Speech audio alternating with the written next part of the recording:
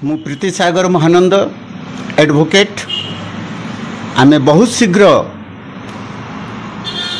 अनुसूचित जाति एवं जनजाति स्वार्थ पाई जो 1989 मसीह the schedule caste and schedule tribes prevention of atrocities act अणा जाइछि तार विषय सठिक सचेतनता सृष्टि करबा पाई से एक्ट रे विक्टिम मानक पाई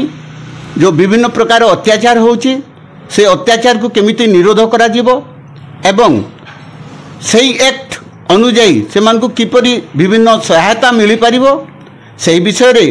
आमे बहुत शीघ्र गोटे बहुत पॉपुलर सोशल मीडिया जार नाम डाकरा